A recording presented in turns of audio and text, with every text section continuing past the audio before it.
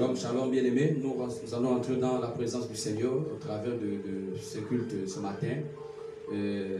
À cette occasion, chacun d'entre nous doit s'asseoir dans l'esprit et adorer son Seigneur dans son intimité, afin que le Seigneur nous visite ce matin et qu'en sortant d'ici, que nous soyons visités par la présence du Seigneur Jésus-Christ de Nazareth. Donc je vous invite à être en accord au travers de ces chants auxquels nous allons chanter pour adorer notre Seigneur.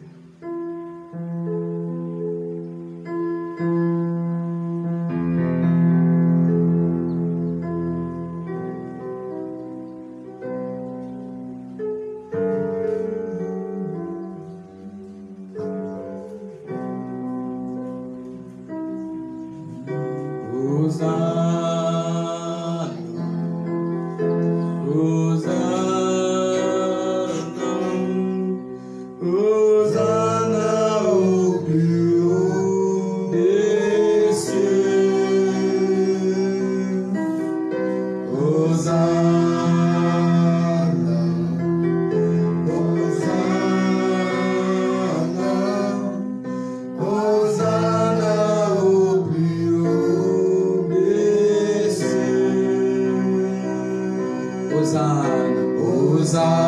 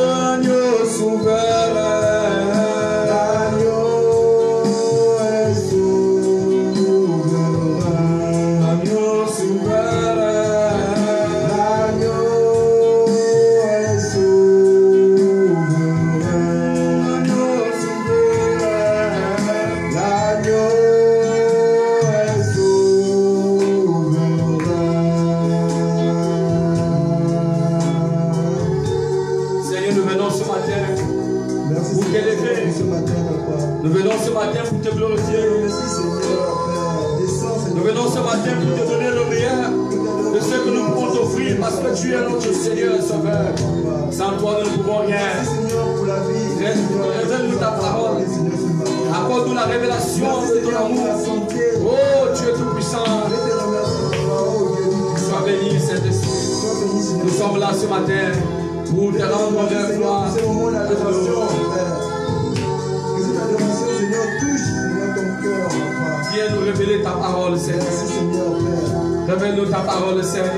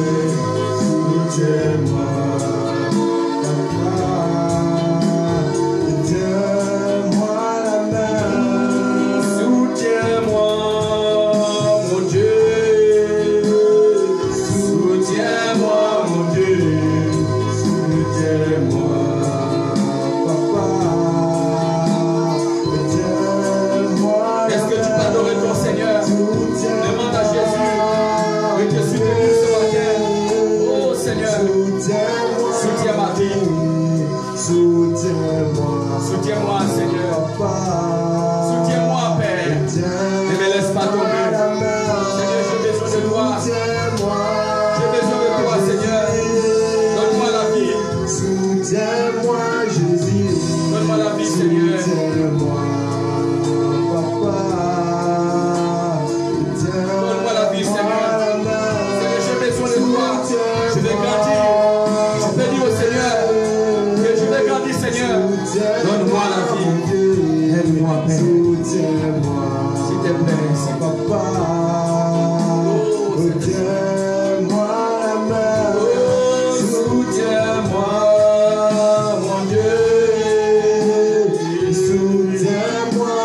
Dieu, soutiens-moi, papa. Oh, tiens-moi la main.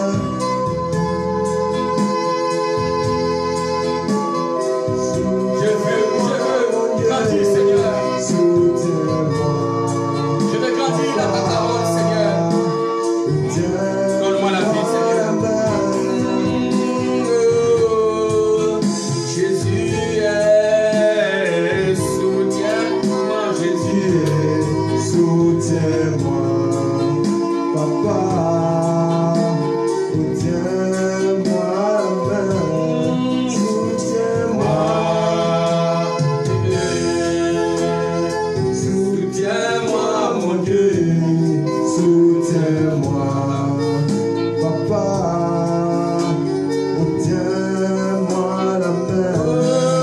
Soutiens-moi. Soutiens-moi, mon Dieu, soutiens-moi, papa, tiens-moi la main, soutiens-moi, Jésus, soutiens-moi, Jésus, soutiens-moi, papa. Est-ce que tu peux adorer Seigneur, oui, Dieu, qui est si puissant? Est-ce que tu peux lui dire combien de fois tu l'aimes? Tu peux dire combien de fois tu l'aimes parce qu'il est si glorieux. Sans lui, tu ne peux rien. Sans lui, tu ne peux rien. C'est lui qui te donne la vie. Seigneur, nous t'adorons. T'aimons, Père. Soutiens-moi, mon Dieu, soutiens-moi, papa, oh, tiens-moi la main, Aide-moi, Seigneur. aide-moi, Seigneur Jésus, Aide-moi à marcher dans ta volonté. soutiens-moi, Aide-moi à t'adorer, Père Céleste. soutiens-moi, Je ne peux rien sans toi. papa, oh, tiens-moi la main.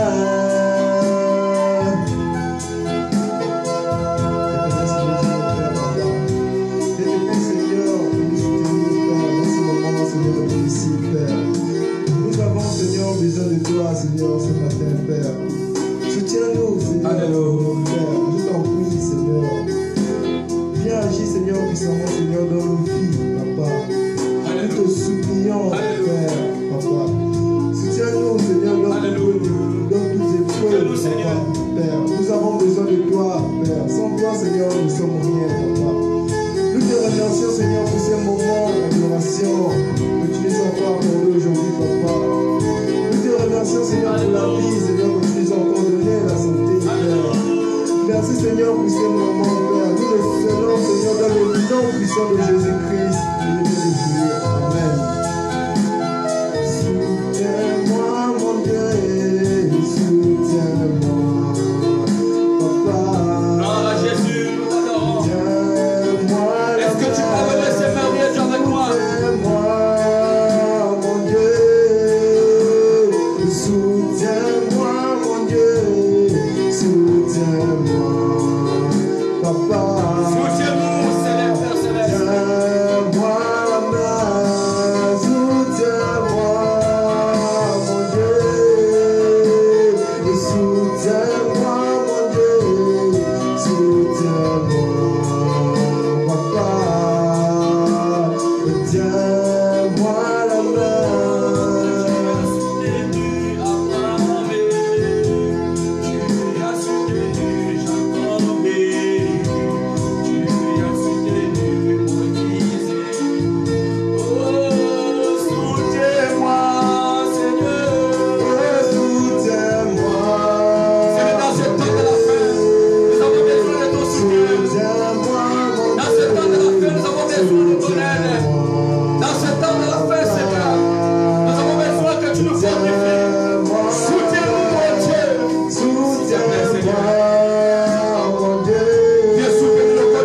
Soutiens-moi, mon Dieu, soutiens-moi, papa,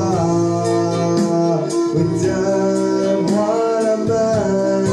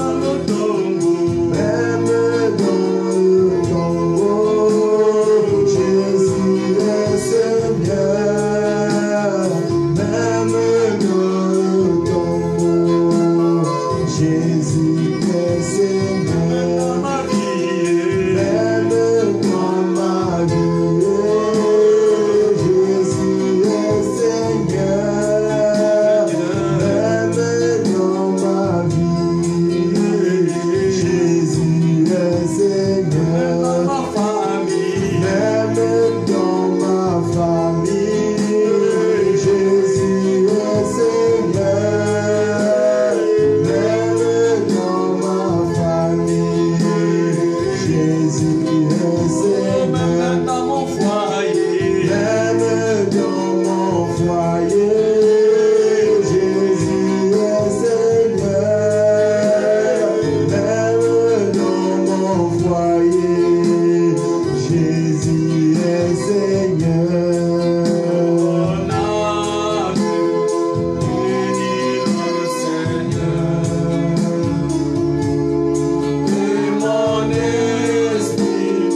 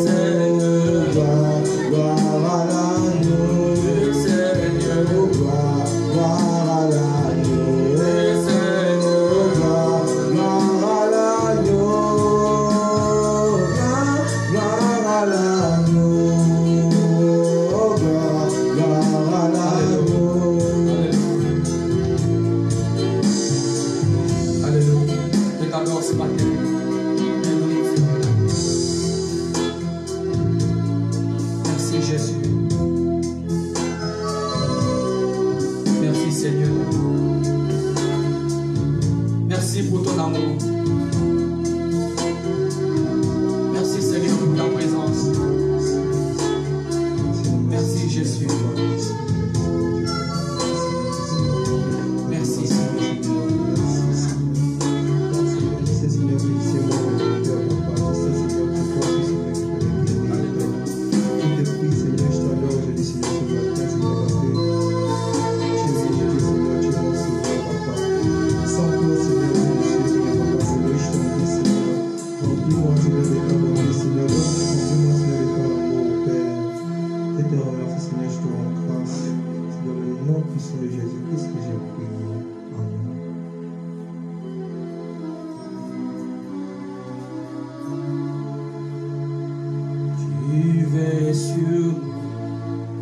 Jésus Seigneur, tu es ma vie, tu règnes sur moi, c'est toi mon Seigneur, Jésus-Christ, tu règnes sur moi, mon Seigneur, sur la croix. Oh Seigneur, tu m'as donné la vie sur la croix. Alléluia. Oh, tu règnes sur moi. C'est toi mon Seigneur. Tu es tout pour moi, Seigneur. Alléluia.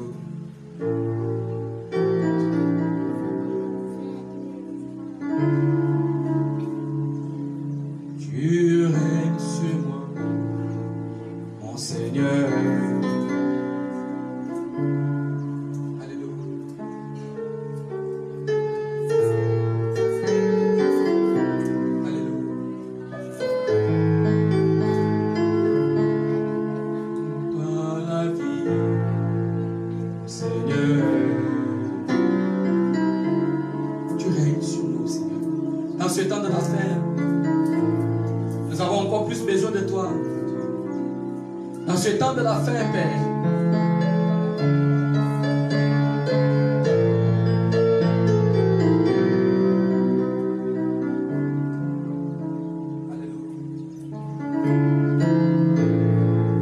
Alléluia.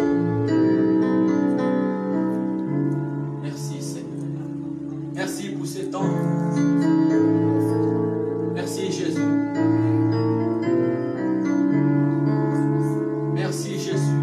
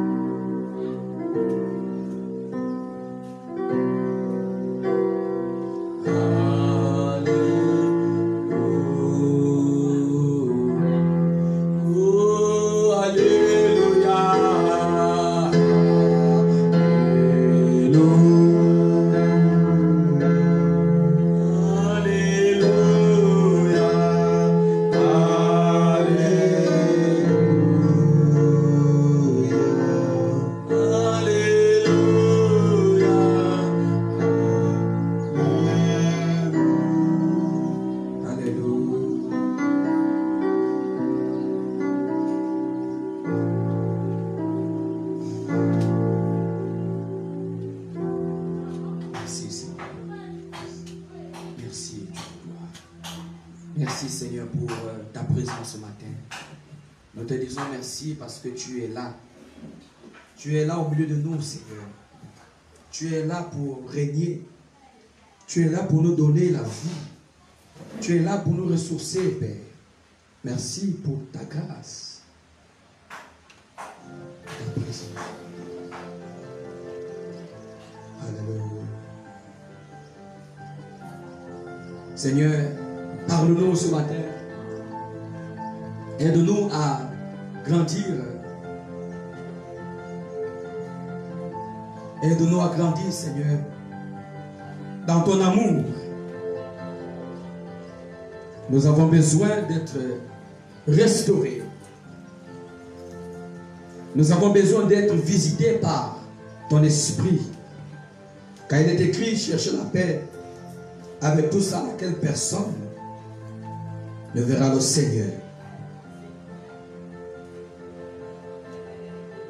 Personne ne peut voir le Seigneur si cette personne ne se met pas dans la position à laquelle le Saint-Esprit peut se révéler, dans une position à laquelle le Saint-Esprit peut donner la capacité d'être en accord avec lui.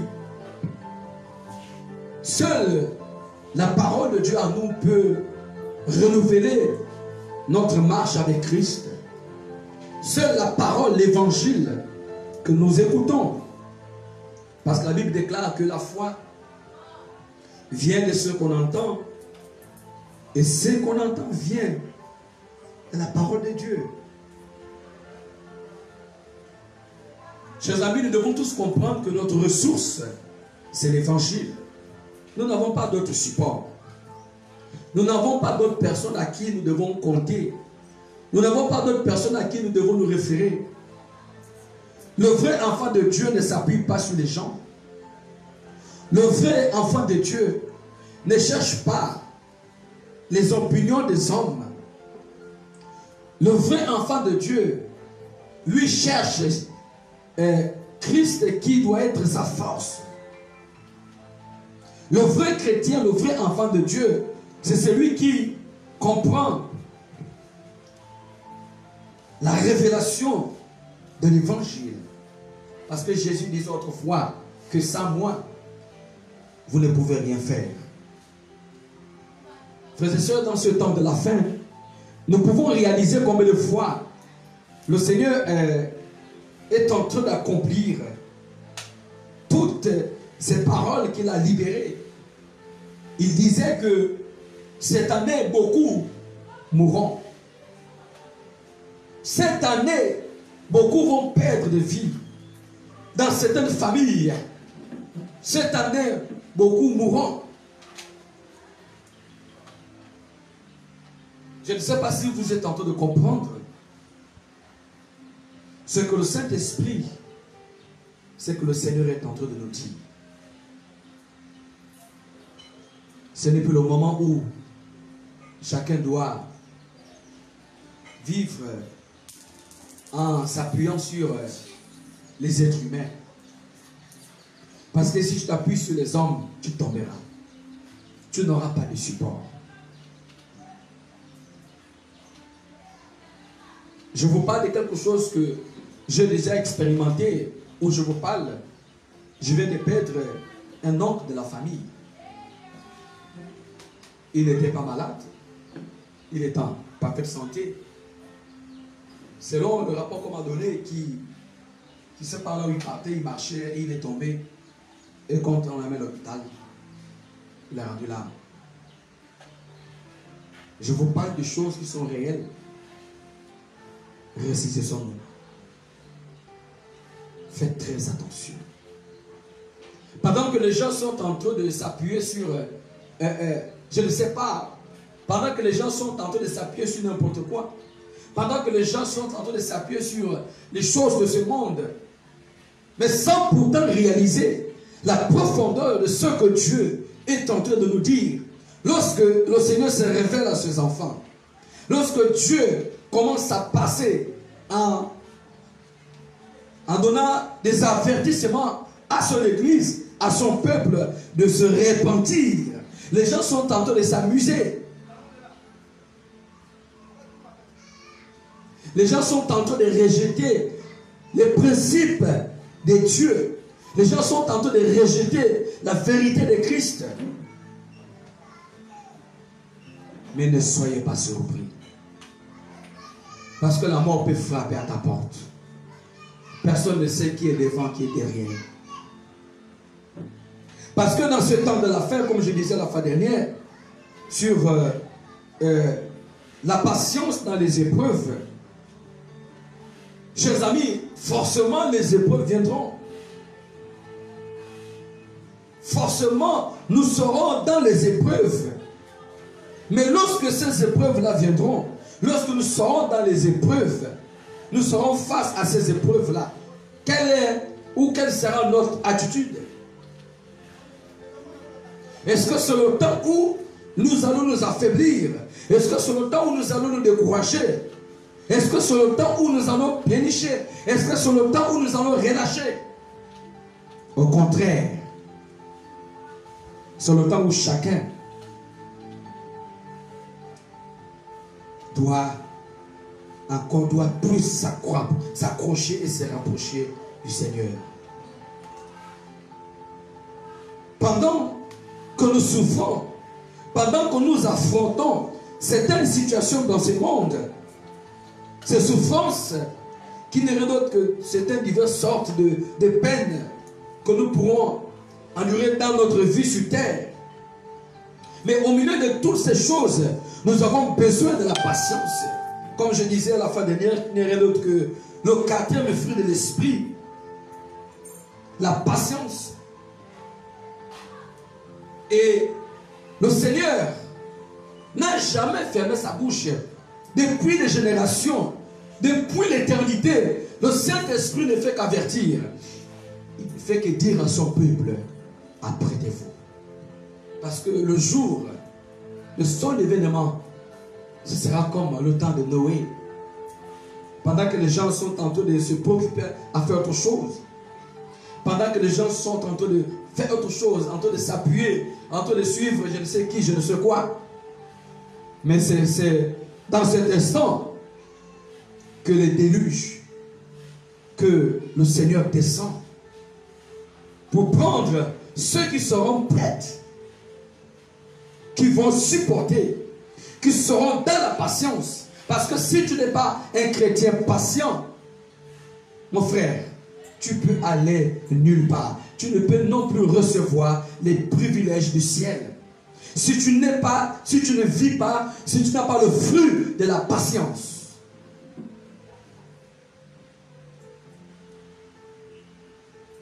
Si tu n'as pas ces fruits, tu ne peux aller nulle part. Certains ont bien commencé.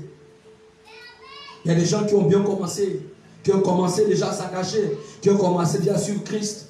Et à cause des moments difficiles, à cause des persécutions, à cause des peines, à cause de la moquerie, parce qu'on va tout te dire, tu vas tout entendre à cause de ta foi. Tu vas tout entendre. Ça peut être dans ta famille, ça peut être dans ton lieu de service, quel que soit l'endroit où tu te trouves, les gens qui te connaissent, tu vas tout entendre. Ils vont tout te dire. Mais ça, ce n'est que le processus de l'engagement de ta foi à Christ. Parce que Jésus disait que si quelqu'un veut me suivre, doit se charger de sa croix.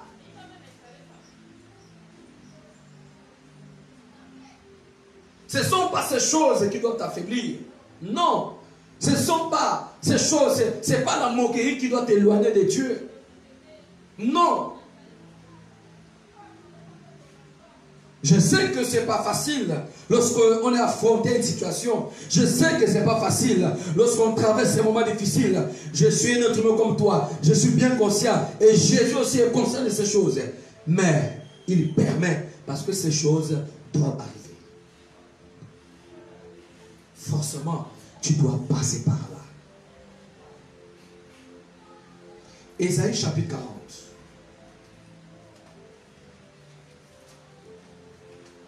Seigneur, aide-nous.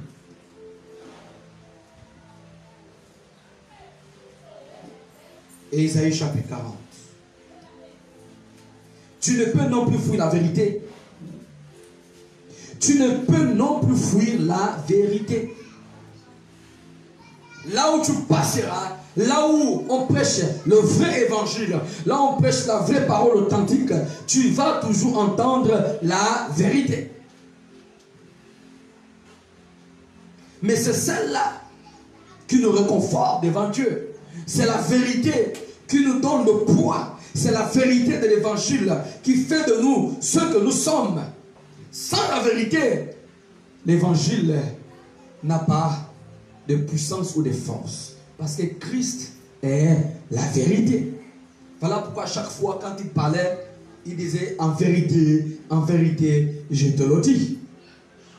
Certainement vous avez déjà lu les propres mots du Seigneur quand il s'adressait à la foule. Quand il s'adressait, lorsqu'il devait utiliser une parabole, il disait toujours en vérité, je te le dis. Parce qu'il voulait faire sortir la valeur des paroles qu'il libérait au travers de sa bouche.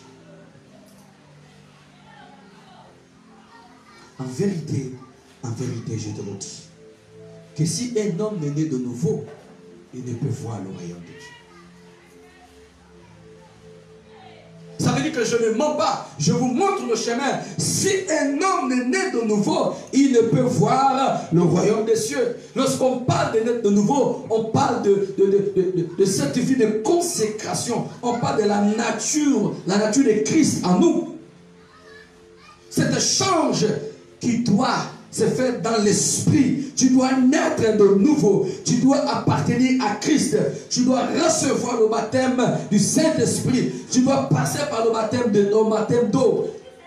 La nouvelle naissance est la clé du royaume des cieux. Parce que sans la nouvelle naissance, sans recevoir l'Esprit de Dieu en toi,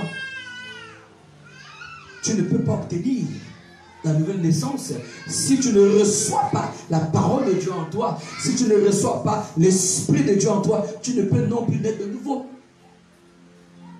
C'est un changement de vie. C'est un changement d'étape. Tu passes à une étape, à une autre étape. Tu seras toujours pareil. Ton corps sera toujours pareil. Mais à l'intérieur de ton âme doit avoir un changement. Le processus doit être déclenché en toi. Un enfant de Dieu qui est né de nouveau. Quand nous lisons Jean au chapitre 1, à partir du verset 12, la Bible dit que tous ceux qui ont reçu l'évangile, la parole de Dieu, cet évangile a fait de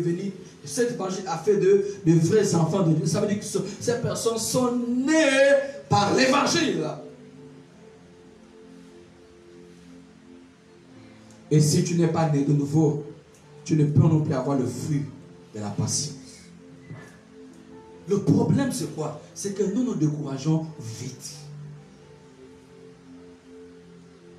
C'est ça le problème de l'homme. L'homme aime trop la facilité. L'homme aime trop les choses faciles. Hein?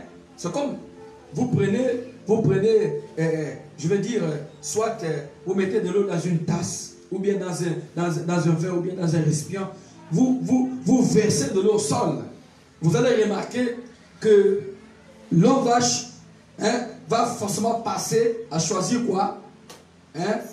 Les places les plus faciles où il va s'infiltrer. Prenez de l'eau, versez au sol, vous allez voir. L'eau va chercher là où il faut passer. Et nous avons ces catégories de personnes là, nous avons ces catégories de chrétiens comme ça, qui aiment trop la facilité, tout doit venir pour eux, tout doit être là. Non, sans pourtant se battre, sans pourtant se lever, sans pourtant s'appuyer sur Christ. Nous avons des gens qui n'ont même plus, qui ont même perdu la sensibilité spirituelle, qui n'ont plus la possibilité de réfléchir. Comment les hommes passeront du temps à te mentir sur certaines choses, alors que tu dois avoir la connaissance de la parole de Dieu. Tu vis dans la tromperie. Jusqu'à quand tu vas te laisser embourber par les fausses doctrines? Jusqu'à quand la confusion va continuer à s'installer en toi? Regardez ce que la Bible dit. Seigneur, aide-nous. Aide-nous. Ésaïe chapitre 40.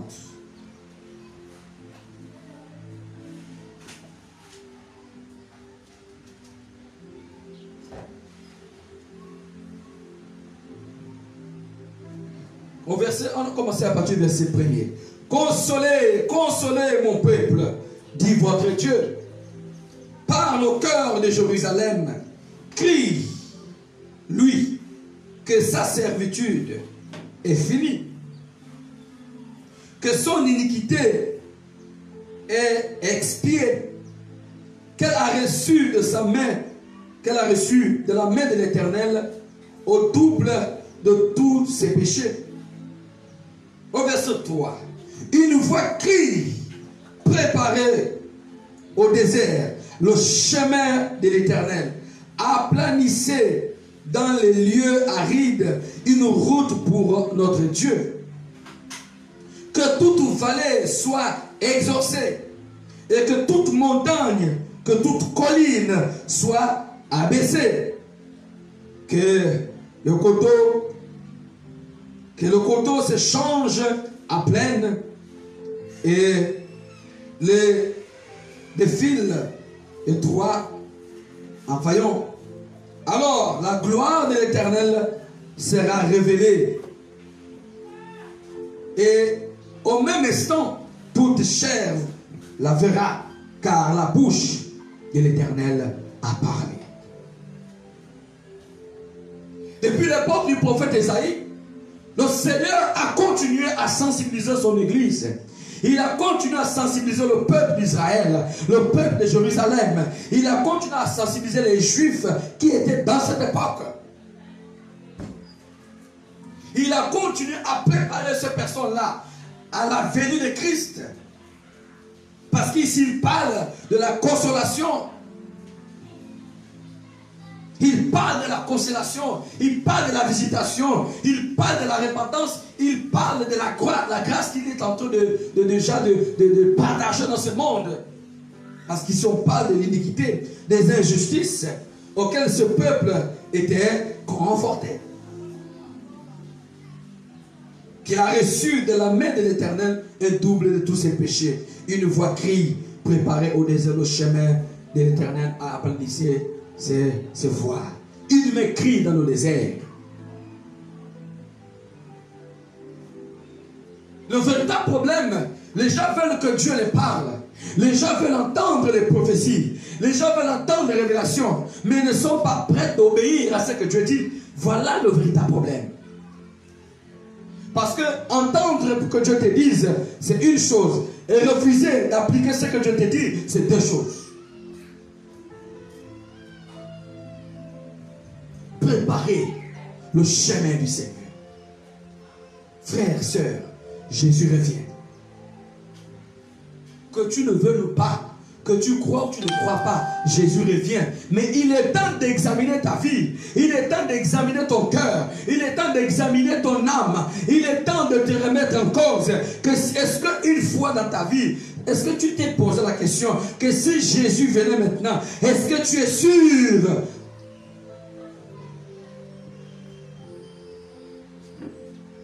Pendant que tu es en train de suivre les hommes, au lieu de t'asseoir et analyser et réfléchir, si Jésus venait maintenant, est-ce que je suis sûr d'être sauvé? Est-ce que je suis sûr d'être enlevé? Pendant que tu es dans tes préoccupations de gauche à droite. Parce que le vrai chrétien, le vrai enfant de Dieu, c'est une personne qui doit s'asseoir et analyser sa vie. Mais vous voulez de quelle manière que Dieu puisse vous parler? Dieu ne fait que parler. Il ne fait que parler nuit et jour. Mais nous voulons de quelle manière que Dieu doit nous parler alors qu'il est en train de parler? Dans quelle manière, dans quelle mesure que nous voulons que Dieu nous parle? Il passe par des prophéties, il passe par des révélations, il passe par sa parole écrite. Mais malgré tout ça, les hommes toujours refusent la voix de Christ. Ésaïe dit, préparez le chemin du Seigneur. Écoutez, tu ne peux entrer au ciel sans préparation. Si tu ne t'apprêtes pas, tu ne peux pas entrer au ciel. Si tu ne t'apprêtes pas, tu ne peux pas entrer au ciel. Parce que toute chose nécessite une préparation. Ceux qui doivent aller au ciel doivent s'apprêter. Voilà pourquoi la Bible dit que la mort ne te trouve pas dans une mauvaise position. Le problème n'est pas de mourir. Parce qu'il n'y a que Dieu seul qui sait par quel moyen tu quitteras ce monde pour aller vers lui. Que ce soit par la mort, gloire à son nom. Amen. Si c'est par la mort qu'il a décidé que son nom soit glorifié, s'il a décidé de t'enlever, que sa volonté soit faite. Mais la préoccupation n'est pas celle-là. Le problème n'est pas dans quelles conditions la mort te trouve. Mais le problème, après la mort, où iras-tu? Quelle est la destination que ton âme va choisir? Parce que après la mort, il n'y a plus rien à négocier. Toi qui m'écoutes, peut-être que tu te dis, non, moi je suis encore très jeune. Je suis encore très jeune pour mourir. Non, non, non. Je suis encore très jeune pour mourir. Non, je ne peux pas mourir maintenant. C'est pour cela que beaucoup de gens s'accrochent aux choses du monde. Les vrais enfants de Dieu, les projets, c'est les projets du ciel. Tu peux conquérir ce monde et perdre ta vie. Cela ne te garantit pas. La richesse, ce n'est pas Dieu. Ne confondons pas les choses. Parce que ceux qui sont dans ce monde, il y a des gens qui ont des richesses, mais qui n'ont pas Dieu.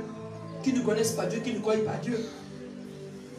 Donc, nous devons arrêter de nous confier aux choses du monde.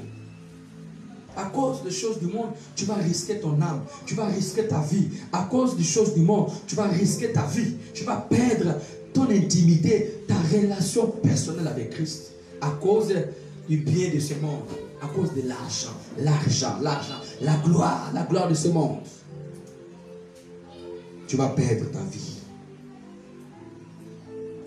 Une voix crie, préparez le chemin de l'Éternel, aplanissez ces lieux arides, une route pour notre Dieu.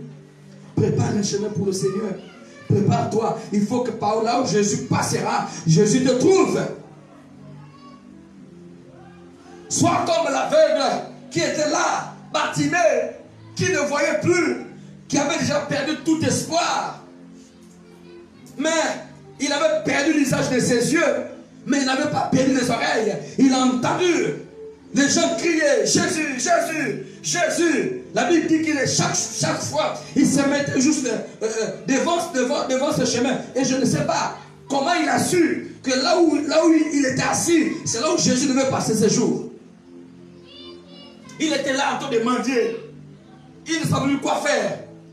Et pendant que les gens criaient, Jésus, Jésus, la Bible déclare qu'il a posé la question, mais il s'agit quoi? Il s'agit de qui? Il a entendu parler de ce Jésus. Il savait que c'était lui le sauveur. Il savait que c'est lui qui détenait la solution de son problème. La Bible dit que pendant qu'il criait, Jésus est passé devant lui sans pourtant rien faire, sans pourtant rien dire.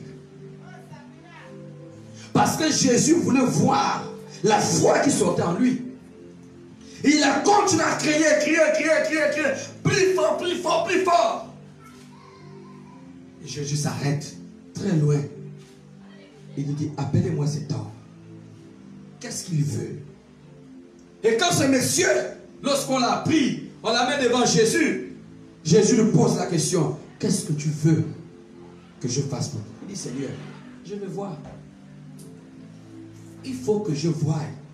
Parce que si je continue à être aveugle, je risquerai de perdre ma vie. Il faut que je voie. Jésus lui dit, oh, que ce soit fait selon ta foi. La Bible dit, en l'instant même, cet homme a commencé à voir. Nous avons des gens qui ont des yeux physiques, mais qui sont aveugles spirituellement. La vérité en face de vous, le chemin est là. Jésus est là, la parole de Dieu est là, les commandements de Dieu sont là, la vérité est là, la sainteté, la sanctification est là, le dépouillement est là. Amen. Mais nous avons quand même des gens qui disent non, ce message-là, ça ne vient pas de Dieu. Non, non. Qui a dit que Dieu, est-ce que Dieu a dit que je dois être vilain? Mais d'abord, qui t'a dit que tu es vilain? Quand la Bible dit que Dieu a créé l'homme à son image, à sa ressemblance, est-ce que Dieu est vilain? Qui t'a dit que tu es vilain? Comment tu vas mettre de paroles de mensonges en toi pour accepter, pour dire non, je dois me faire belle?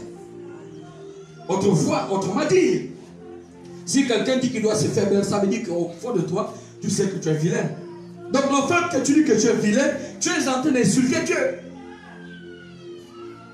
Parce que Dieu t'a créé à son image et à sa ressemblance. Tu as été fait à l'image de Christ. C'est un mensonge. Lorsque tu prends ces produits sataniques en mettant sur toi, ces mascaras, je ne sais quoi, ces make-up, ces produits sataniques sur ta vie, sur ton visage, tu es en train de changer le visage de ce que Dieu t'a donné. C'est un mensonge. Voilà l'aveuglement. Lorsque tu te laisses manipuler par des hommes, voilà l'aveuglement. Lorsque tu te laisses entraîner par des hommes, voilà l'aveuglement. Au lieu d'écouter Dieu, mais tu écoutes les hommes. Tu n'as plus d'intimité, tu n'as plus de temps pour prier, pour questionner au Seigneur. Ah, j'ai écouté cet homme de Dieu l'a prêché. Est-ce que ça c'est vrai? Seigneur, est-ce que ça vient de toi? Tu n'as plus ces temps-là. Tu dis seulement oui, oui, oui, oui. Tu tomberas dans une fosse. La Bible dit si un aveugle conduit un autre aveugle, les deux tomberont dans une fosse. Un enfant de Dieu qui a l'intimité avec Dieu, personne ne peut le tromper parce que cette personne-là cherche la voix de Christ. Lorsqu'on te prêche de quelque chose, tu dois chercher la confirmation avec la parole de Dieu. Et Jésus doit te parler. C'est ça l'intimité avec Dieu. Ce n'est pas d'accepter oui, oui, oui, oui. Non, ce n'est pas une histoire de oui. C'est une question d'intimité avec Christ. Question de relations personnelles. Sinon, autrement dit, tu ne dois pas vivre dans la confusion. Mais pourquoi toi tu es tout le temps confuse? Pourquoi tu es tout le temps confuse? Matthieu chapitre 3, verset 3. Pourquoi tout le temps tu es confuse? Alors que la vérité est en face de toi.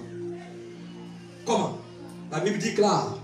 La Bible déclare que si vous entendez sa voix, n'endurcissez pas vos cœurs. Nos cœurs sont endurcis. Nos cœurs sont fermés. Voilà pourquoi nous perdons le pédale des choses de Dieu pour s'accrocher au mensonge de Satan. Mais la Bible dit, l'âme qui pêche, c'est celle qui mourra. Matthieu chapitre 3, verset 3.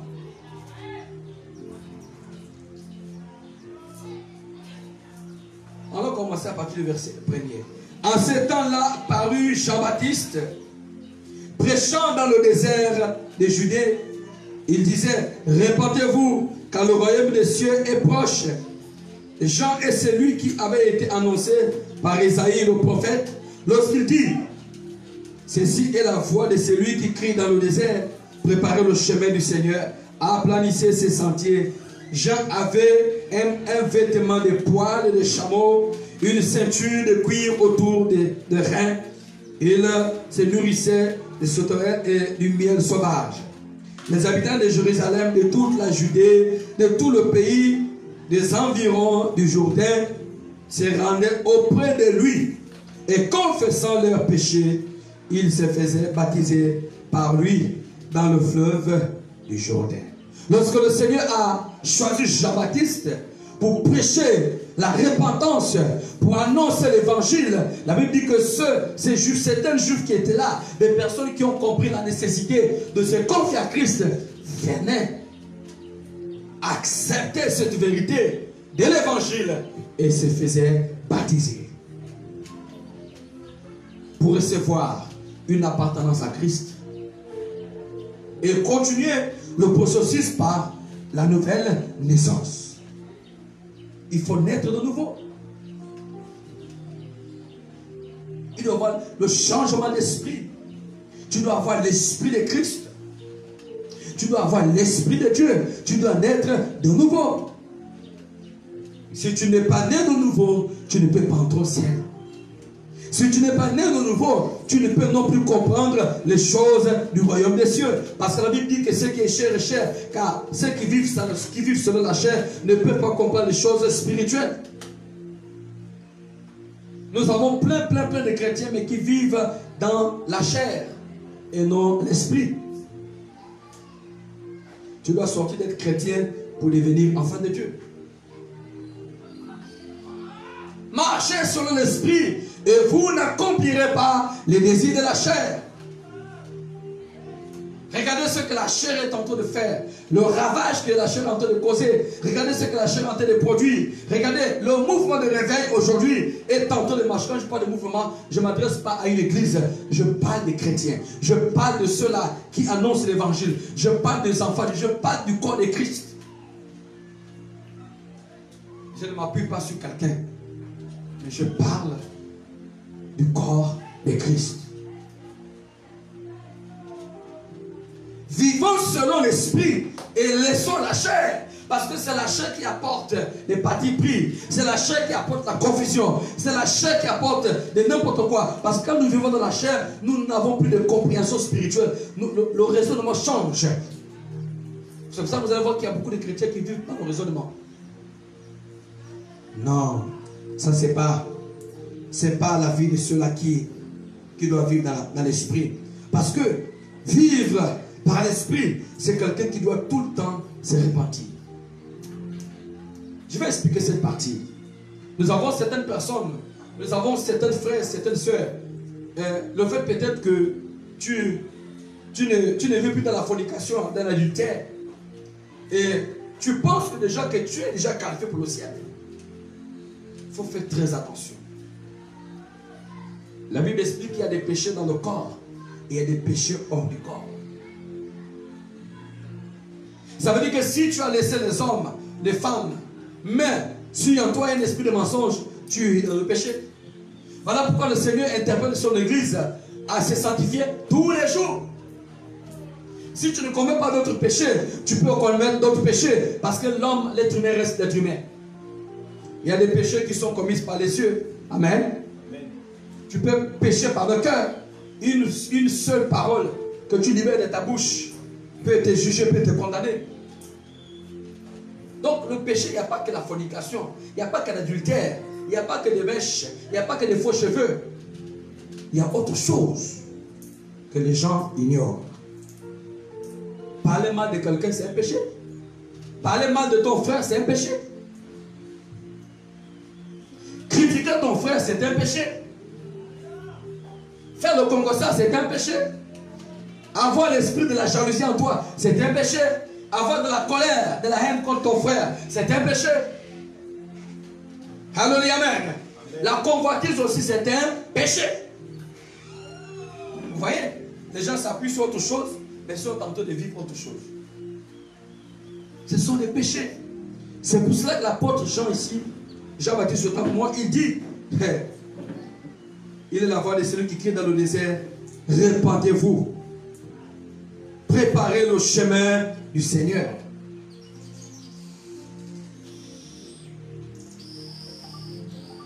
Préparons le chemin du Seigneur. C'est très important, mes frères. Luc chapitre 1, au verset 17.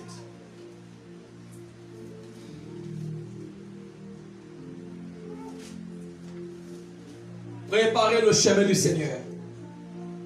Sortons des choses du monde. Sortons de parti pris. Sortons des choses du monde. Et recherchons la volonté de Christ. Recherchons la grâce de Dieu. Recherchons l'esprit de la grâce. L'esprit de la sanctification. L'esprit de la sainteté. S'il y a un seul péché dans ta vie, ta sainteté est zéro. Jusqu'à ce que tu parviennes à la repentance. Mon peuple est détruit faute de connaissance. Alléluia.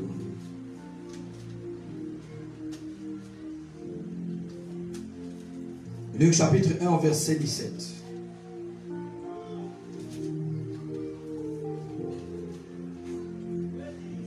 Aide-nous, Père.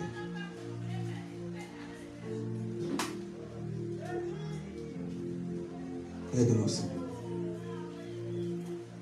Commençons verset 13.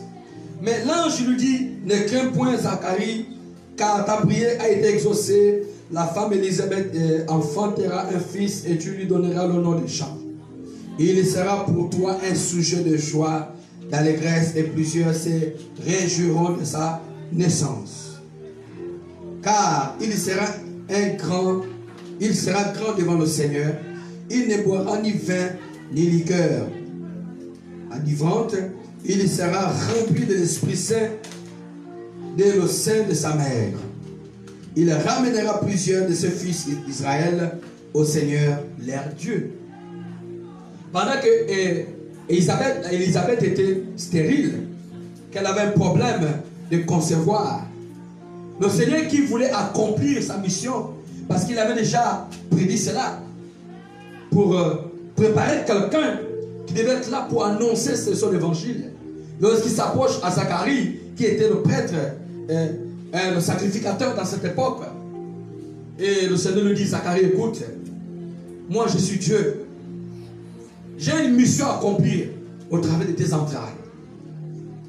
Tu auras un fils, et le fils qui sera né, écoute ceci, je vais te décrire comment il sera. Ce sera un grand prophète. Il ne boira ni vin ni liqueur enivrante. Il sera consacré à moi. Vous êtes là? Amen. Vous êtes là? Amen. Vous savez pourquoi nous souffrons? Parce que nous ne connaissons pas d'où nous venons et nous ne savons pas qui nous sommes. Parce que c'est lui qui est appelé de Dieu. Dieu doit te révéler qui tu es. Jean-Baptiste, lorsqu'il a commencé à prêcher l'évangile, il savait qui il était. Non seulement lui, également aussi son père savait que cet enfant est différent. Est-ce que vous me suivez très bien? Parce que Dieu a commencé à décrire le processus. D'abord, la façon dont Jean-Baptiste devait naître. Et ensuite, Dieu a commencé à donner des instructions à son père et à sa mère. Il dit: écoute, cet homme-là ne boira ni vin. Il sera consacré à moi. Mais voilà le problème que nous avons aujourd'hui. Nous laissons nos enfants toucher n'importe quoi. Nous laissons nos enfants faire n'importe quoi. Parce que nous ne connaissons pas qui ils sont. Si tu ne connais pas le processus, tu ne connais pas, je veux dire, la mission de tes enfants, va vers le Père, va questionner au Seigneur, va parler, va demander: Seigneur, montre-moi, révèle-moi qui est cet enfant. Pour que tu ne puisses pas le traiter comme tu dois le traiter, mais que tu le ramènes sur le droit chemin. La consécration. Dès le sein de sa mère, il sera un enfant consacré à moi. Ça veut dire que Dieu ne te permettra pas de vivre la vie que tu veux vivre parce qu'il t'a consacré dès le sein de ta mère. Tu as été appelé pour être son serviteur, pour annoncer sa parole. Tu dois dire: tu n'es pas n'importe qui. Tu es un cadeau du ciel. Chaque personne, lorsque la personne arrive au monde, il y a une mission qui est accompagnée. Mais souvent, certaines personnes, à cause de certaines familles où les démons sont obligés de changer la destinée de la personne. Mais Jean-Baptiste était un fruit de l'esprit. La Bible dit que Dieu a dit que cet homme sera rempli du Saint-Esprit. C'est pour cela que Jean-Baptiste n'a jamais changé son message jusqu'à ce qu'il est mort. Amen. Amen. Il n'a pas commencé à prêcher telle chose. Et quand il voit que les gens n'acceptaient pas, non, comme les gens ne veulent pas écouter, Seigneur, pardonne-moi, toi-même tu vois. Tu vois que c'est le peuple là, vraiment, ils sont compliqués. Jean-Baptiste n'a jamais changé son message. Lisez ses écrits, lisez ce qu'il a fait. La Bible dit qu'il n'a fait aucun miracle. Mais je vais te dire qu'il a fait le plus grand miracle. Parce que transmettre la repentance, c'est le plus grand miracle. Amen. Amen. Est-ce que vous comprenez? Physiquement parlant, les gens n'ont pas vu que Jean-Baptiste a fait des miracles. Comme j'ai écouté une fois un homme de Dieu parler, qui disait sur le ministère de Jean-Baptiste qu'il n'a rien fait. Je ne sais même pas pourquoi il est venu au monde. Oh, j'ai dit: tu ne connais pas. Cherche la révélation de cet homme, tu sauras. Alléluia, amen. Il n'y a pas quelque chose qui peut dépasser la repentance. Il n'y a pas autre chose. Il n'y a pas un autre évangile. Et vous me suivez très bien. Qui peut amener quelqu'un au ciel si tu ne passes pas par le chemin qui n'est pas la clé qui est la repentance. Aucune personne ne peut entrer au ciel sans passer par la repentance. Et ça a été le message de Jean-Baptiste. Pour moi, quand je comprends par révélation. Il a été le meilleur prédicateur.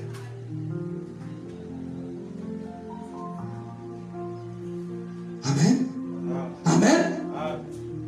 Il prêchait la vérité. Répandez-vous. Il n'a pas fait comme certaines personnes font à cause des difficultés, à cause de moments difficiles. Tu commences tellement que c'est dur. Ah, là c'est compliqué. Ce n'est pas dans toi où tu vois rien. Dieu ne voit rien. Dieu veut que tu appliques ce qu'il t'a dit. Je ne changerai jamais mon message. Le message que Dieu m'a dit, je vais toujours le transmettre. Alléluia, amen. Est-ce que vous comprenez? Je serai toujours là. Tu peux tout dire.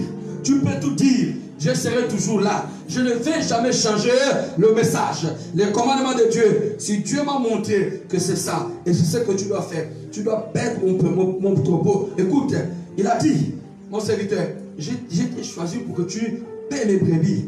Mais écoute, ta récompense ne sera pas ici, mais ce sera au ciel. C'est pour cela que je ne me décourage jamais. Même quand c'est difficile, je fonce. Parce que je sais qui je suis. Je ne me suis pas levé de moi-même. Dieu est apparu. Amen. Il m'a dit. Je sais ce que Dieu m'a dit. Je sais ce que je dois faire. Il m'a montré ce que je dois faire. C'est pour cela que je sais qui je suis.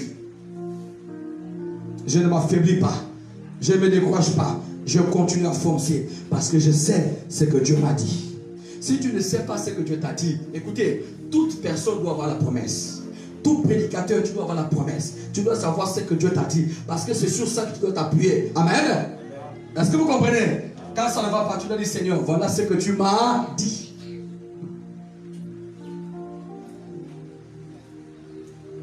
Est-ce que vous m'entendez très bien? La repentance. Les faiblesses ne peuvent pas manquer. Mais on s'accroche. On doit se battre. On doit continuer à se battre jusqu'à la fin.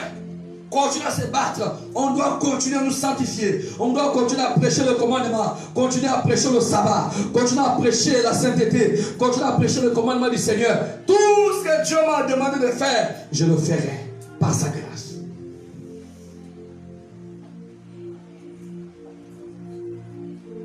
J'ai eu beaucoup de propositions.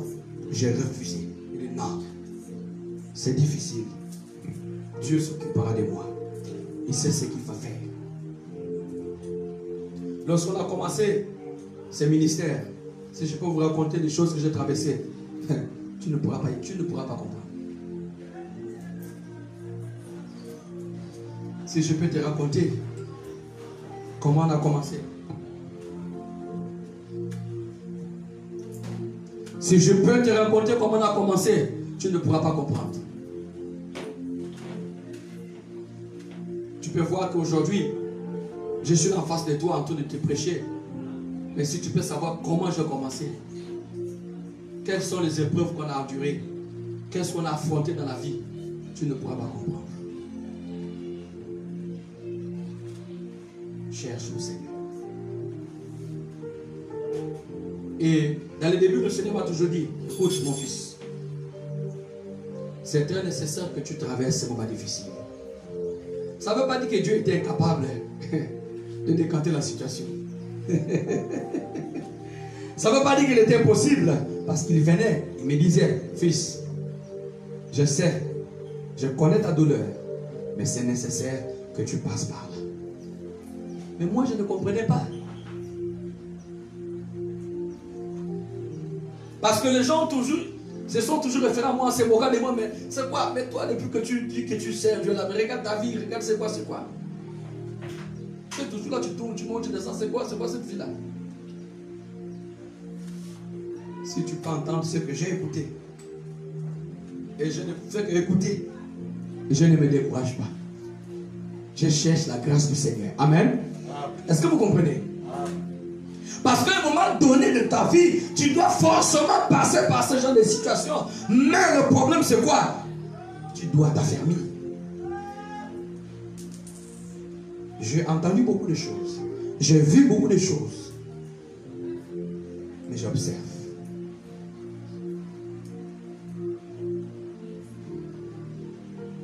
Je me rappelle toujours de ce passage, l'apôtre Paul disait que j'ai appris à vivre dans l'abondance et j'ai aussi appris à vivre dans la disette. Amen. J'ai appris à vivre dans l'abondance. Ça ne veut pas dire que l'apôtre Paul ne traversait pas de moments difficiles. C'était nécessaire par rapport à son ministère. Maintenant, quand toi tu traverses des moments difficiles, tu te plains pourquoi? Quand tu traverses des épreuves, tu te plains pourquoi? Pourquoi tu te plains? Arrête de te plaindre. Fléchis seulement tes genoux. Loue le Seigneur. Certainement, il a une raison.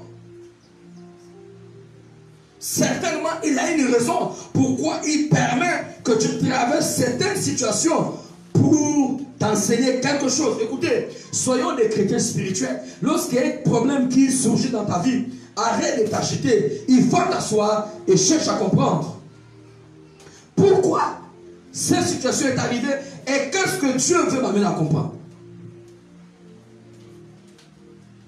Parce que Dieu peut t'enseigner par une situation. Dieu peut t'enseigner par une maladie. Dieu peut t'enseigner par un moment difficile. Est-ce que vous me suivez très bien? La Bible dit qu'il nous parle de plusieurs manières. Et même lorsqu'on a menacé Jean-Baptiste de mort, il n'a pas eu peur. Quand on l'a convoqué, amen, il n'a pas eu peur. Il est mort en prêchant l'évangile. Vous savez pourquoi le Seigneur a permis que Jean-Baptiste meure? Vous savez pourquoi? Parce qu'au temps de Jésus, il ne devait pas avoir d'autres personnes pour prêcher l'évangile. Parce que lui-même, il était déjà là. Parce que Jean-Baptiste a préparé, Jean-Baptiste a enseigné. Mais quand Dieu l'avait dit qu'il viendrait quelqu'un, je vais envoyer quelqu'un. En tant que prophète, il attendait la promesse. Bien sûr qu'au début, il n'a pas su reconnaître qui était Christ. Mais le temps était déjà arrivé où sa course devait terminer et le Seigneur Jésus lui-même devait continuer. Voilà pourquoi, quand Jésus est arrivé, Jean-Baptiste n'a plus vécu longtemps. Amen. Parce que le Seigneur lui-même a pris le relais pour maintenant donner le support à ce ministère.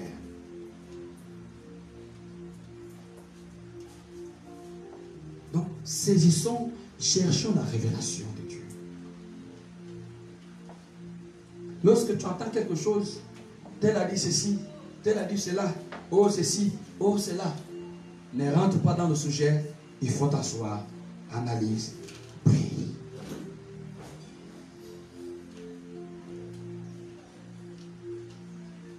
Parce que dans ta façon de t'agiter, tu perds le contrôle. Zacharie dit à l'ange, oh, regardez le problème. 18. Je suis dans Luc chapitre 1 verset 18. Zacharie dit à l'ange, à quoi reconnaîtrai-je cela? Car je suis vieux et ma femme est avancée en âge. C'est ça que nous disons souvent. Hein? Quand Dieu dit voilà, je veux faire telle chose. Ah Seigneur, ah.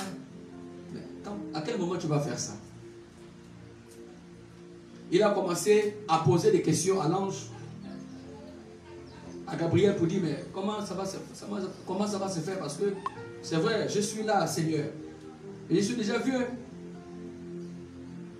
Quel signe que moi je vais reconnaître que ce que tu dis est vrai? Continuons la suite. L'ange lui répondit, je suis Gabriel, je me tiens devant Dieu, j'ai été envoyé pour te parler, pour t'annoncer cette bonne nouvelle. Amen. Vous savez quelle était la bonne nouvelle? Ta femme deviendra enceinte, elle enfantera un fils, et tu donneras le nom de qui? De Jean. Et ensuite, Dieu a commencé à décrire. Au verset 20. Et voici, tu seras muet. Tu ne pourras parler jusqu'au jour où ces choses arriveront. Parce que tu n'as pas cru à mes paroles qui s'accompliront en leur temps. Il faut souligner. Tu seras muet. Écoute Zacharie, tu es mon serviteur. mais tu seras muet. Parce que tu n'as pas cru à mes paroles. Jusqu'à ce que ce jour arrive, jusqu'à ce que ces choses viennent, tu ne parleras pas. Parce que tu n'as pas cru. Muet. Quelqu'un qui perd l'usage de ses paroles. Et l'ange souligne un point important. Il dit, il dit, tu n'as pas cru à mes paroles, qui s'accompliront à leur temps. Tu seras muet parce que je viens, je suis Gabriel, le représentant de l'Éternel. Dieu m'a chargé pour te dire ce que tu dois écouter et ce que toi tu dois faire. Crois seulement et tu verras l'accomplissement. Mais comme tu n'as pas cru à ce que je vais dire, à ce que je dis, les choses qui doivent s'accomplir à leur temps. Le problème, c'est parce que nous ne comprenons pas le temps de Dieu. Le temps de Dieu est différent de notre temps.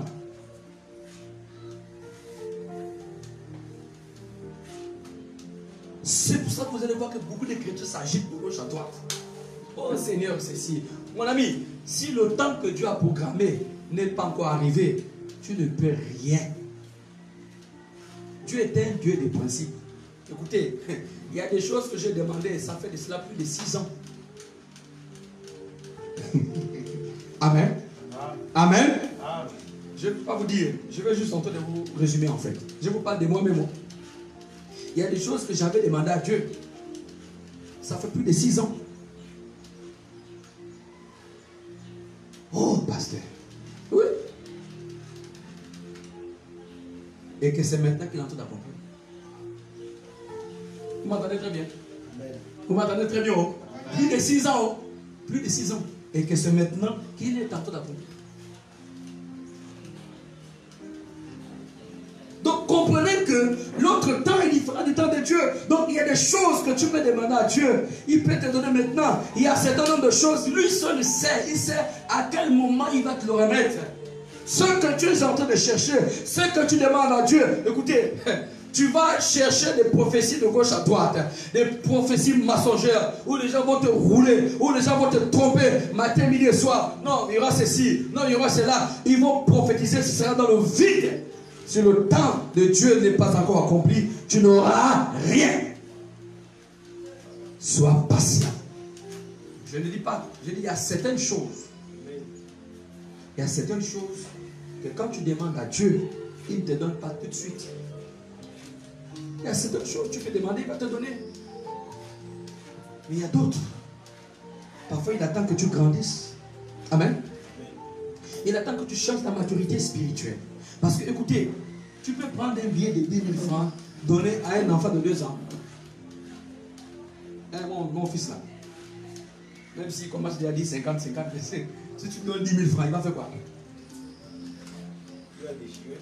Il va commencer à jouer avec ça. Il va jouer avec ça. Même s'il peut savoir que c'est l'argent, mais il ne connaît pas la valeur de ces billets que tu es en train de lui remettre, que tu l'as donné entre ses mains. Il va jouer avec ça. Est-ce que vous comprenez? Mais si un autre enfant de 8 à 7 ans qui est en train d'observer, qui le voit en train de jouer avec un billet de 10 000, parce qu'un enfant de 7 ans, 8 ans, 10 ans, connaît déjà la valeur de 10 000. Oui ou non? Amen. Ah, mon ami. Tu vas seulement écouter les cris. 10 000 fois, il est déjà parti. Parce que celui qui a la valeur, il voit que, mais l'autre est en train de jouer. Il n'a pas besoin de ça. Il arrache et il fuit. Et c'est ce qui se passe souvent avec nous, les enfants de Dieu. Parfois, quand nous n'avons pas la maturité spirituelle, quand Dieu nous donne certaines choses, qu'est-ce que l'ennemi fait? Il arrache. L'ennemi vient prendre. Parce qu'on ne sait pas protéger ce que Dieu nous a donné. Parce qu'on n'a pas de maturité. Parce qu'on ne comprend pas les mystères, les bases de la parole de Dieu. On n'a pas de support. Donc il y a certaines choses qu'on ne pourra pas supporter. On aura du mal à gérer. Voilà pourquoi Dieu parfois laisse le temps. Amen. Que tu grandisses. Que tu grandisses. que tu changes ta façon d'être. Au fur et à mesure que tu vas commencer à grandir, au fur et à mesure que tu vas commencer à grandir, tu vas commencer à grandir dans la parole, dans la connaissance. Commence à chercher la volonté de Dieu. Commence à chercher le Saint-Esprit, la nouvelle naissance. Lorsque le processus va commencer à se déclencher en toi, quand Dieu saura que maintenant tu es prêt, il te donnera. C'est la même chose que Jésus a dit à une femme cananéenne. Amen.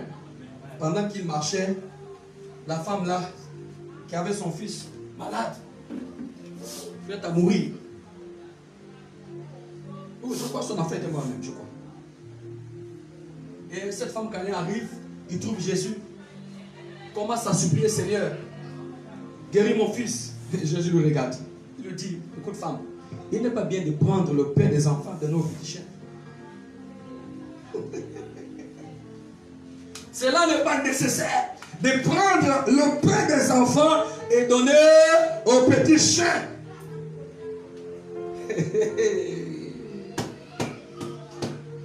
Ah, Dieu. Comment vous comprenez ça? Il n'est pas bien de prendre le pain des enfants, donner aux petits chiens. Le Seigneur a mis cette femme à l'épreuve. Hein? Mais la femme, elle savait, elle était consciente de ce qu'elle voulait. Amen. Par rapport à l'amour qu'elle avait pour son enfant, elle a dit, c'est vrai Seigneur, mais le petit chien mange les miettes de pain qui tombent sur la table de son maître. Oh, oh, oh, oh, oh. Jésus le regarde, il dit, oh femme, ta foi est grande, va, ton fils est guéri. Amen. Est-ce que vous comprenez un peu ça? Elle a eu plein de sagesse parce qu'elle avait déjà une maturité. Elle a compris dans notre sens, non. Là, le Seigneur est en train de le prouver. Mais je vais entrer dans son jeu. Mon ami, il est important que tu rentres dans la dimension que Dieu veut que tu sois. Parce que tant que tu ne vas jamais atteindre certaines dimensions, il y a des choses que tu ne pourras jamais comprendre. Mais Seigneur, en se mettant à genoux, mais Seigneur, le petit chien mange les miettes de pain qui tombent sur la table de son maître.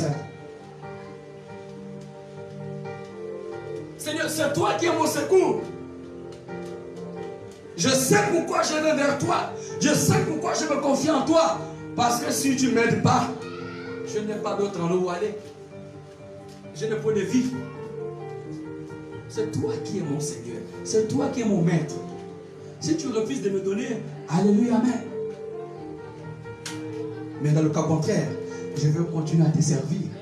Seigneur, même si je te demande un travail que tu ne m'as pas encore donné, ce n'est pas parce que tu ne m'as pas donné que moi je vais te rejeter. Non, Seigneur, je veux continuer à te servir. Même si je te demande un enfant et que tu ne m'as pas encore donné cet enfant, Père, je ne me décourage pas. Certainement tu sais ce que tu fais. Mais moi je vais continuer à te servir malgré que je suis stérile.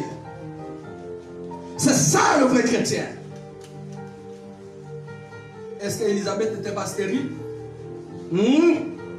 Est-ce que Sarah n'avait pas un problème d'enfant? Est-ce que vous êtes là? Hein?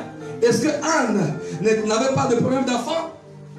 Est-ce que tu as entendu ces personnes a dit non Seigneur, à cause de cela, moi je ne te sers plus. Non, à cause de cela, Seigneur, moi je ne prie plus. Non, à cause de cela, non, je ne veux plus faire ta volonté parce que tu ne m'as pas donné ce que j'ai demandé. Ça sont des gens qui n'ont pas de maturité.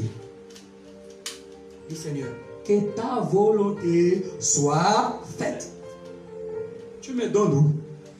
Tu ne me donnes pas où? Mais c'est toi qui as les paroles de la vie. En d'autres termes, Seigneur, je ne viens pas t'adorer à cause de ces choses, mais je viens t'adorer parce que je sais que tu es mon sauveur.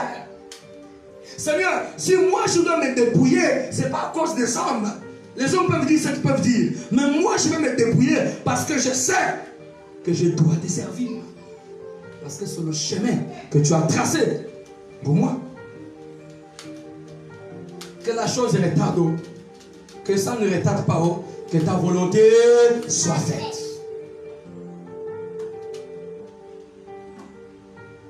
Dieu forcément te mettra à l'épreuve. Lisez la Bible. toutes les personnes qui sont passées devant Dieu sont passées par un scanner. Forcément, tu passeras par l'épreuve. Et ce qui est sûr, c'est que nous tous, nous n'avons pas les mêmes épreuves. Nous n'avons pas les mêmes situations. Nous n'avons pas les mêmes situations. Dieu nous éprouve d'une manière ou d'une autre. Mais ce qui est important, sois patient. Parce que quand tu cherches trop, tu te casseras le nez. Quand tu cherches trop, tu vas détruire ta vie. Quand tu cherches trop, tu es là-bas, tu es là-bas, tu es là-bas. Hein? C'est ça l'écriture d'aujourd'hui. Tu es là-bas, tu es là-bas, tu es là-bas. Mais finalement, tu prends quelle direction? Il faut t'asseoir. Et à ton frère, il faut t'asseoir. Il est temps de t'asseoir. Parce que la mort peut frapper à ta porte. Il est temps de t'asseoir. Parce que la mort peut frapper à ta porte. Il est temps de t'asseoir. Parce que la mort peut frapper à ta porte. Il faut te positionner. Ce matin, je viens de perdre un oncle ce matin. Il n'était pas malade.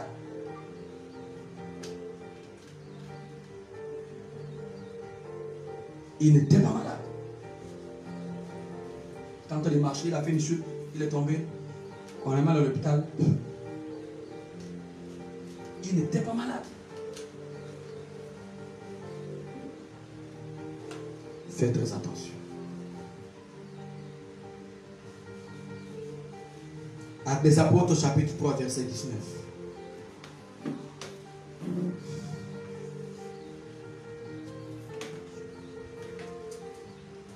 La mort frappe à la porte.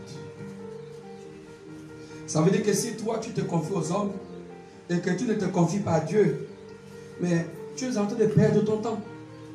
Si tu ne te confies pas à Dieu et que tu te confies aux hommes, tu es en train de perdre ton temps.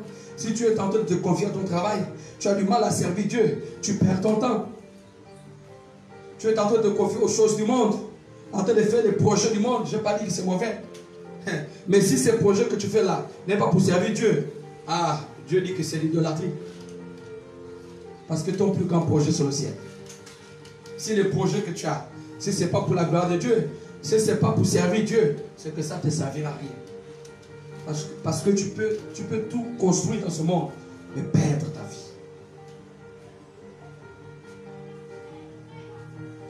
Actes des Apôtres chapitre 3, au verset 19.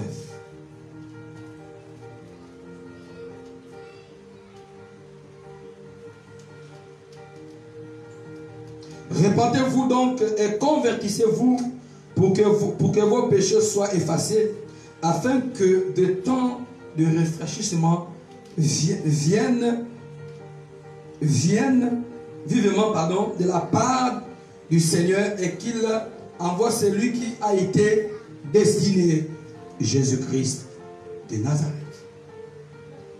Le temps de rafraîchissement a sonné. La trompette est prête à sonner.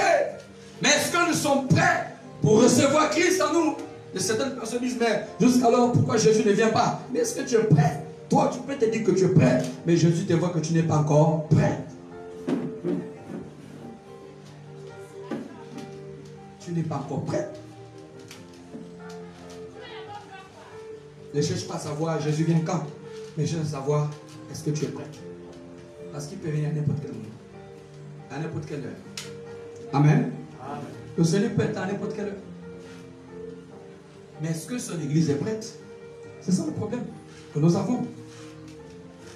C'est ça le problème que nous avons. C'est le temps de réfléchissement. C'est le temps de recevoir la promesse qui a été donnée. Et cette promesse, c'est Jésus-Christ, qui doit venir sauver l'humanité, ramener les hommes à la réconciliation, à recevoir la grâce du Père. Est-ce que vous comprenez très bien? Rapidement, Actes des Apôtres 1.8. On va terminer. Actes des Apôtres 1.8. Mais vous recevrez une puissance, le Saint-Esprit survenant sur vous, et vous serez mes témoins à Jérusalem, dans toute la Judée, dans la Samarie, jusqu'aux extrémités de la terre. Voilà le processus de la nouvelle naissance, c'est être un témoin de Jésus-Christ. Tu appartiens à qui? Qui tu dois témoigner? Qui réellement tu dois rendre témoignage? Celui que tu dois rendre témoignage, c'est Christ. Celui que tu dois rendre témoignage, c'est la parole de Dieu. Elle doit témoigner en toi. C'est l'évangile qui doit témoigner en toi. Tu dois témoigner de la part de Christ. Car nous recevrons une puissance. Parce que par l'évangile, nous avons le privilège, la grâce d'être libérés. Par l'évangile, nous sommes restaurés. Par l'évangile, nous sommes purifiés. Par l'évangile, nous sommes sauvés. Par l'évangile, nous recevons la vraie grâce de Dieu. Par l'évangile, nous recevons le don gratuit du salut, qui n'est rien d'autre qu'une protection. Car le Seigneur protège tous ses enfants. Est-ce que vous avez compris? Sans la persévérance, sans la patience, on ne peut aller nulle part. Lèvons-nous.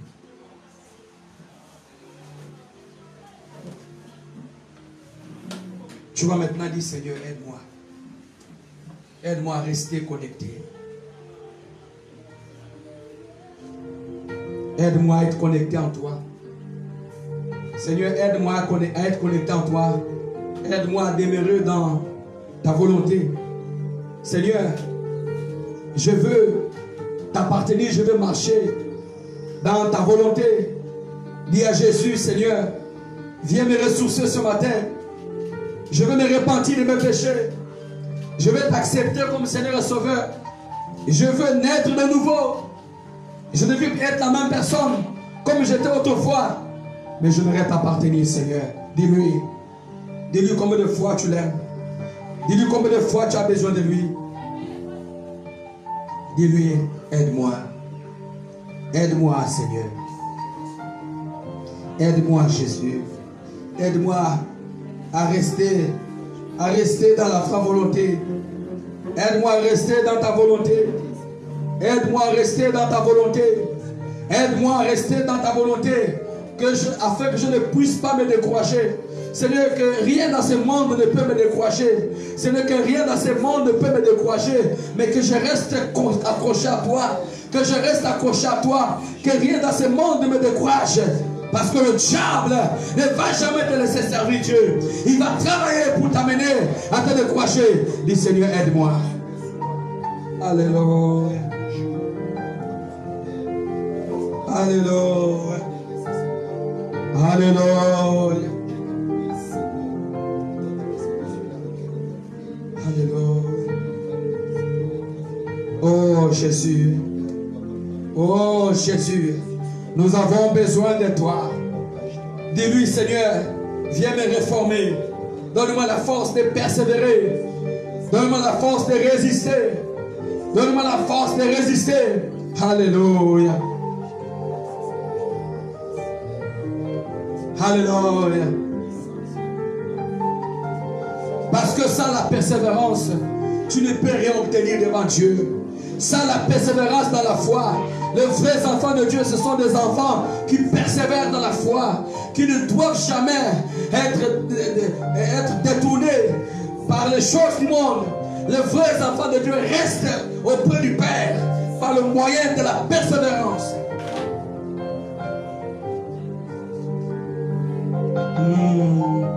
Alléluia.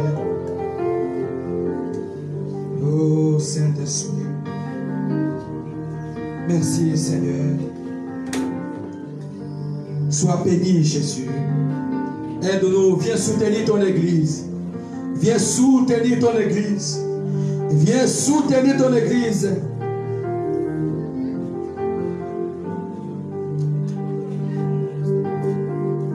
Viens soutenir ton église. Ton église a besoin de toi. Ton Église a besoin de la persévérance, de la patience. Nous avons besoin de ces choses. Nous avons besoin de ces choses. Oh Dieu créateur. Alléluia. Car tu nous as engendrés par ta grâce, afin que nous soyons les prémices de tes fruits. Tu nous as engendrés. Tu nous as consacrés. Aide-nous, Seigneur. Merci. Alléluia.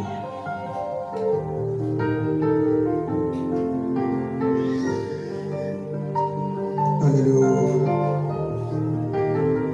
Alléluia. Merci, Seigneur. Tu as besoin de recevoir la plénitude de l'Esprit. Tu as besoin de marcher avec Christ.